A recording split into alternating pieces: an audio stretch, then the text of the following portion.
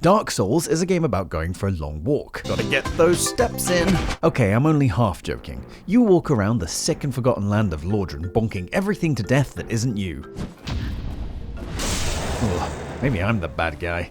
You do this in order to, relight the first flame to keep the Age of Gods alive, or rather, you can choose to walk away, ushering in the Age of Dark. And all this really means is that the gods won't rule over humans anymore, and the world will have a chance to begin again, or something like that. I don't know, this shit is confusing, man, but let's be honest, no one plays FromSoft games for the story, because there usually isn't one beyond, you are the chosen one, go kill some younglings and become the next lord, or something like that. I mean, I just managed to summarize the entire plot of Dark Souls 1 in the first 30 seconds of this video.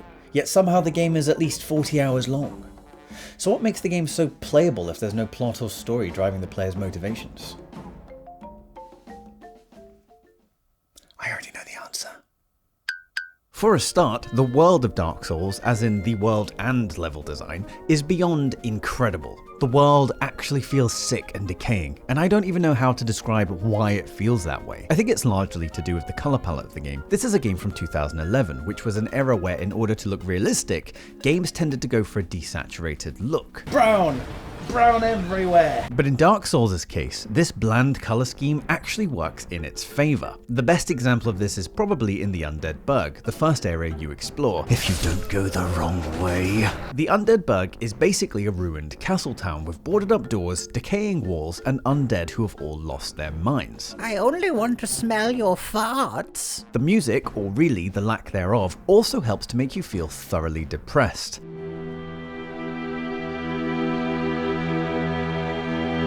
Most of the time you're just listening to your own footsteps and the growls of undead enemies lurking in corners waiting to strike. Firelink Shrine, the sort of main hub of the game, just looks and sounds old and hopeless. I mean, it quite literally is decaying, with what looks like an old church or temple now in ruins. And one thing this game does better than almost every other game out there is it all connects. It's all just one big connection, man. You, me, Dark Souls, we're all the same. No, I'm not some crazy hippie high on smugs. What I mean is, the level design is all interconnected. Well, mostly, anyway. From Firelink Shrine, you head deeper into the Undead Burg, which eventually will lead you to this bridge, where if you go down this ladder, you'll find yourself close to where you started at Firelink Shrine. But if you keep going, you'll find yourself in this church, where if you stand on this elevator, you'll be brought back to, shocking I know, Firelink Shrine. Then, if you continue past Andre the Blacksmith into Darkroot Basin, and you keep on going down, you'll eventually reach this door here, which leads you back up to the Undead Burg, very close to a bonfire that is right next to Firelink Shrine. Then, if you head into this door right before the depths, also known as the sewers, and you go up this staircase here, you'll eventually run through a tunnel that leads right to, oh my god, I can't believe it, Firelink Shrine. Then once you're done with the bullshit that is Blighttown, and you make your way out through this tunnel here and use the Master Key item, you'll take an elevator all the way to, for the love of Pedro, it's Firelink Shrine. Then, if you run all the way through Sen's Fortress, provided you survive, then you'll eventually make it to, I can't believe it! Oh, no, it's a new area, actually. It's actually genuinely thrilling to find a door deep at the bottom of a treacherous forest, only to find it leads you right back to the starting area, or an area you're familiar with. And I can honestly say that so far this is something I've only ever experienced in games from Software. Why are they called that? As the series has progressed, the games have become more notorious for their shortcut design, but where it was once surprising and fun in Dark Souls, in future games like Bloodborne, it feels shoehorned in, like they feel obligated to build their games like this now, as you kind of already know which doors are going to be opened later. So let's talk about exploration. Dark Souls is a surprisingly linear game. It's definitely not the kind of game where everyone who plays it will have a very different experience from one another, not like, say, something like Breath of the Wild. But there are a few optional areas for the brave or, frankly, foolish amongst us. But to save this video from going on for an eternity, I'm just going to focus on one optional area from the game, just to get the point across. The first optional area that comes to mind is Ash Lake. The lore for this place is incredible, but the short version is, and I'm almost certain this is the correct lore, all of these trees are holding up the world, forming what we would call the Earth's crust. This area is incredibly well hidden, and when I played Dark Souls for the first time with my friends, thanks to Games with Gold on the Xbox, I was the only one who found it. And back when the game first released, this was one of the game's best kept secrets. You see, in order to actually make it to Ash Lake, you have to first make your way through Blighttown.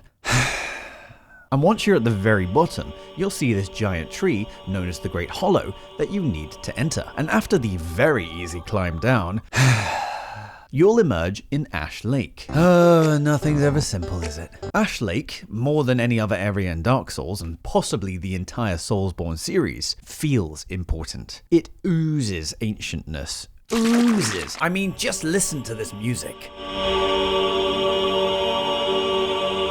I don't think there's a single piece of music in any game ever that better conveys to the player that you do not belong here. Even though there isn't anything plot or story related down here, it isn't void of content. I mean, I'd have been happy to just look at this place, admiring it like a piece of art on the wall. Smell that lore. But if you make it to the end of the beach, you'll find a dragon. And this video isn't about to deep dive into the lore of dragons in this series, as they are very important. So I'll just say the dragon lets you join a covenant called the Path of the Dragon that allows you to visit other players' worlds, where you can duel other players to earn dragon scales, which can then be used to upgrade dragon weapons. You can also equip armor that has various dragon-related effects, so it really feels like a great and unique reward for going out of your way to find this place. And if you're craving even more content without DLC, there's also the painted world of Ariamis, found in Anor Londo, and Valley of the Drakes, found beneath Firelink Shrine. Aside from optional areas, there are also a few optional bosses. Oh, send help! Like the two Hydras, one located in Darkroot Basin and the other in Ash Lake, and the Moonlight Butterfly found in Darkroot Basin. And compared to, say, Elden Ring, which is so big and full of every idea Miyazaki's ever had crammed into one game that it's become a jumble of incoherent crap that feels like 8 different games modded into one, Dark Souls' world is actually really memorable, and that's thanks mostly to the brilliantly interconnected and purposeful level design. I swear I've played a decent amount of hours in Elden Ring, but I can't remember the difference between places like the Academy of Rhea Lucaria and Carrier Manor, or Rani, Renna, or Renala, because there's just so much nonsense blended into one Miyazaki smoothie that most of it fails to stand out on its own in a world that isn't connected by any cohesive thought and idea whatsoever that allows you to just fast travel and fuck off whenever you feel like it. Look how many fast travel points there are. Even from the moment you step out into the open world, it looks like a mismatch of ideas, and I've just never liked it. Oh, here comes the angry mob. What was I talking about again? Oh yes, so far we've only really covered half of the game, and arguably the better half. The first half of Dark Souls is so beautifully interconnected, so intertwined, that it actually feels like you're making your way through a living, breathing world. I feel like a person living in this world could venture out from the Undead Burg to hunt or gather supplies from Darkroot Basin and make it back home in time for tea. Then there's the second half of the game, and it takes a big steamy dump in the shape of your mum all over the first half. What could possibly be so bad, so frustrating, so poorly designed? Fast travel. It's fast travel. Well, the Anor Londo region and second half of the game in general. But for me, the game goes downhill the second you finish Sen's Fortress and the Frickin' bats carry you over the wall. There are so many better ways they could have done this reveal, it feels like such a cop-out. I feel like a toddler who's just pooped his pants being carried to the toilet. Put me down! In a good way, Anor Londo feels so different from the rest of the game. It's huge for a start. Everything is so wide and clean looking, which fits perfectly with the lore, as Anor Londo is essentially the Mount Olympus of the Dark Souls universe. It's supposed to be big and splendid and hard to reach, which is why Sen's Fortress exists. It's meant to be a trial only the worthy few can complete. But the level design here sucks, so for starters, the first thing you do in order to progress is walk out of bounds. When I used to watch people play this game on YouTube's, I thought they were boundary breaking. I'm serious. If you try to walk on a ledge like this anywhere else in the game, except for that, you'd just fall off. If I hadn't already watched playthroughs of this game, I'd have been stuck here for the rest of my life. What is this? And why is this game so slippy? To me, it feels like FromSoft threw all of their energy into making the undead burg and connected areas so perfect and seamless, and striking the perfect balance between hard and skillful, that they just kind of ran out of steam and time, which we know is true because, oh my god, don't even get me started on Los Isolith. I mean, look at this nonsense. They've just drag and dropped every enemy type they could think of like a subpar MMO. Anor Londo is full of bullshit enemies and bullshit routes to your next destination. It's not hard, guys, it's bullshit. Luckily, Anor Londo is quite short, and compared to what's coming up later, this place is a breeze.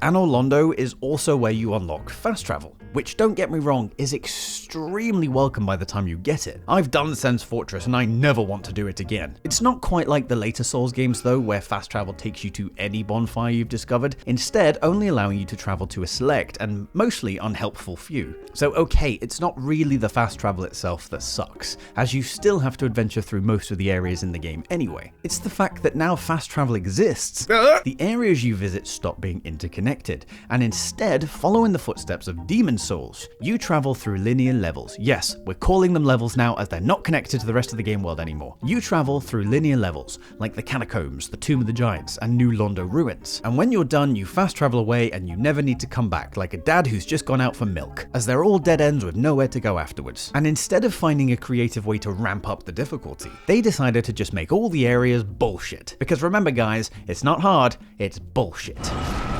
The Catacombs are a labyrinth full of frustratingly tight corridors and swarms of skeletons. The Crystal Caves are embarrassing. And the Tomb of the Giants says, fuck this shit, I'm done! What is this? Yes, I know there's a way to light up the darkness, but none of the necromancers I face dropped a lantern, and I'd rather be humped by your dad than spend another second wandering in the Catacombs. I was having so much fun playing through Dark Souls, and I streamed the entire thing live on Twitch, so you can see that I'm not lying. But by the time I'd suffered through the Duke's Archives and siefed the Scaleless and found my way through the Catacombs only to discover there's no bonfire until you find it in the Tomb of the Giants, I was totally burnt out. The first half of the game felt like a true test of strength, and I can honestly say most, if not all, of the deaths felt like they were in some way my fault, for being too impatient or too slow on the buttons, and it was genuinely a joy to explore new areas, unlocking shortcuts and discovering new NPCs. But the second half of the game feels like you are being cheated and gaslit just to pad the runtime of the game. And while these areas are really cool and interesting from a lore perspective, they aren't enjoyable in the least to actually explore. I'd literally rather sit and read through the genuinely very interesting wiki entries about them than ever step foot in those areas again. One thing I will say though is that because you spend so much time in each area of the game, either from dying repeatedly and having to revisit areas, or from taking it slow in order to carefully clear out the enemies along your path so you don't risk dying from a surprise attack, all the areas really stay in your memory. Or at least they do for me anyway. Okay, so I've waffled on long enough about level and world design, but that's only one aspect of the entire game.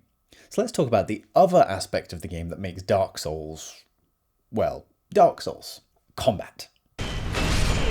It's really great. I'm not joking, it actually is though. It's definitely slower and clunky compared to the later games in the franchise, but that's part of the charm. You feel more like an actual human being with weight behind you. Combat has a very steep learning curve, and that earned Dark Souls the honor of being dubbed a get good game. You might have noticed that for most of this video, I've been running around with a giant club, and no, I'm not talking about the hard-on I definitely have, which is just one of hundreds of weapons in this game, some of which I've never even seen before, and is personally how I enjoy playing these kind of games. I find it really fun to max out strength, wield something with two hands, and essentially make the bosses feel bad for ever being born. Ooh, that's nice. Once you understand the principles of the game, combat becomes a lot easier. Dark Souls kinda reminds me of Zelda, in the sense that you wait for a boss to do its telegraphed attack, getting close for some good hits before backing off and repeating the cycle.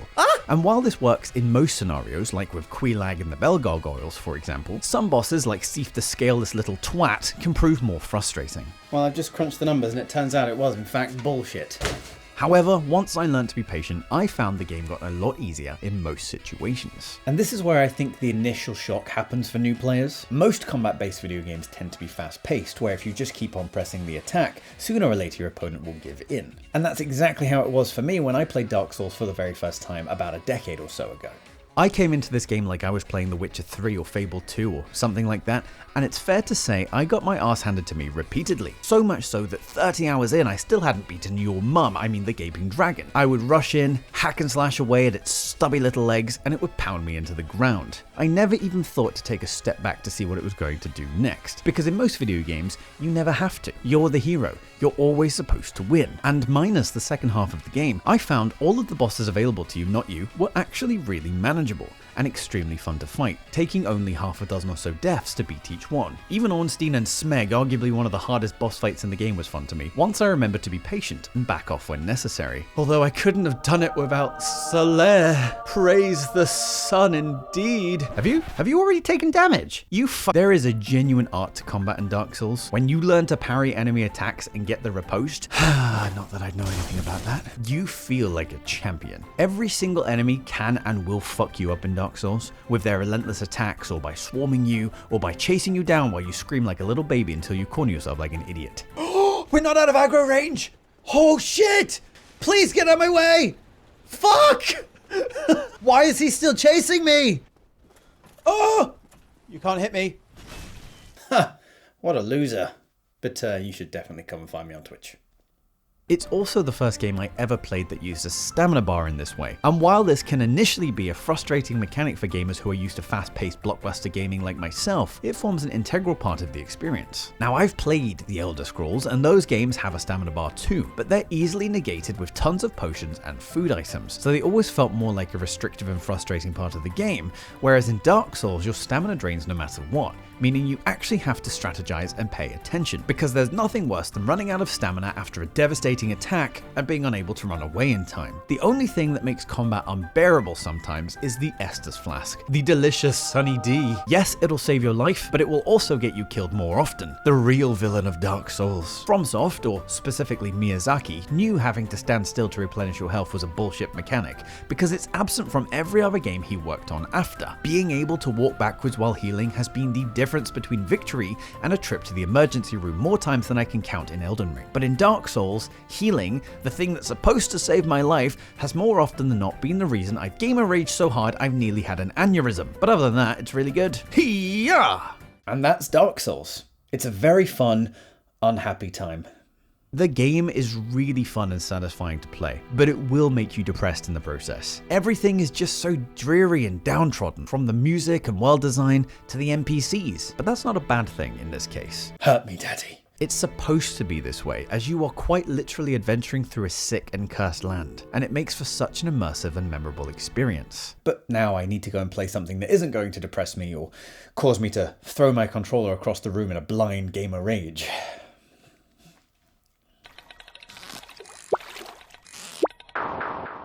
Oh no. Hey, thanks for watching. If you liked the video, maybe consider leaving a like and maybe even clicking that subscribe button so you never miss out on videos like this in the future. And while you're at it, maybe check out this one. It's very good, I promise. I put a lot of work into it. It's like the best video on YouTube. I'm definitely not lying.